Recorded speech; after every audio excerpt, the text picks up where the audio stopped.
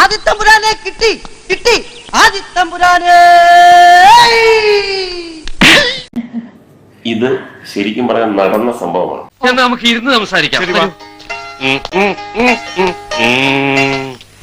ഇരിക്കെ ആ തീയം തരൂ. ഇത് പിടിച്ചോ.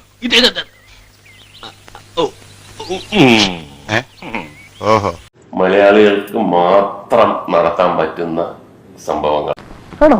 പിന്നെ റൈറ്റർ നമ്മുടെ സുഹൃത്താണ്. എന്താ ഫ്രണ്ടിന്റെ പേര്? അപ്പു. ഓക്കെ.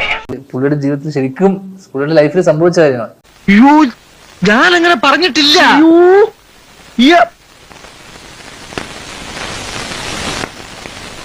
കാര്യം എങ്ങനെയെങ്കിലും 4 കാശ് വലിയ പണി ഇല്ലാതെ ഉണ്ടാക്കാൻ പറ്റുമോ?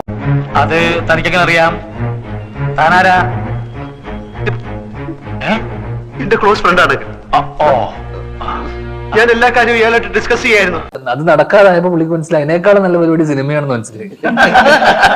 അതെനിക്ക് തോന്നി. ആൽഫി വരൂ, അയാൾ പുറത്തു നിൽപ്പോ. ഞാൻ വരില്ല. എനിക്ക് അയാളുടെ മുഖം കണ്ട് എന്റെ കൺട്രോൾ പോകും. അതെന്താ? ക്ഷമിക്കണം, ഞാൻ അയാളെ കാണില്ല. ഞാനയാളെ കാണില്ല. എനിക്ക് അയാളെ കാണണ്ട. അയാൾ മാപ്പ് പറയാനാണ് വന്നത്. കുറ്റവാളികൾക്ക് മാപ്പ് കൊടുക്കുന്ന വകുപ്പ് എന്റെ നിയമപുസ്തകത്തിലില്ല. അയാളെ തല്ലാനായി എന്റെ കൈകൾ ധരിച്ചപ്പോഴാണ് ഞാൻ ഇറങ്ങി ഓടിയത്. വീണ്ടും അയാൾ ഇവിടെ വെച്ച് കണ്ടാൽ എനിക്ക് അയാളെ കണ്ട. ഞാൻ മാനേജ് ചെയ്തോളാം. എനിക്ക് അയാളെ കണ്ട. ഞാൻ മാനേജ് ചെയ്തോളാം. ഓക്കെ. അങ്ങനെ അങ്ങനെ അങ്ങനെ ഇവിടം വരെ എത്തി സിനിമ. ഇതെന്താ കയ്യില്? നാഗതന്തി വേരാ. ഊണ് കഴിച്ച് കുറച്ചു നേരം ഇതെടുത്തിന്റെ പുറകെ പിടിച്ച് നടക്കുന്ന എന്റെ ഒരു ശീലമാ. മാനസിക ധൈര്യത്തിന് പറ്റിയ മരുന്നാ.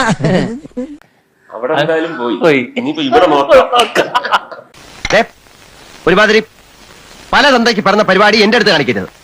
തൽക്കാലം പല തന്തയുണ്ടെന്ന് വിചാരിച്ചേക്കാം. നമുക്ക് കിട്ടും. ഭയങ്കര പൈസ കാര്യത്തിൽ മാത്രം. അയ്യോ, ആര് പറഞ്ഞു പിടിപ്പിച്ചു പുളുവൊക്കെ? നീ ഇത് കേട്ടോടാ. അല്ലാതെ ഒരു ശുഭാപ്തി വ്യത്യാസവും ഇല്ല. ഈ ചൂടുള്ള കാപ്പിയെ മോത്തോണ്ടല്ലോ. ഒരു കോമഡി പറഞ്ഞാൽ മനസ്സിലാവൂല. തൽക്കാലം ഇത്രയും മതി. വരട്ടെ.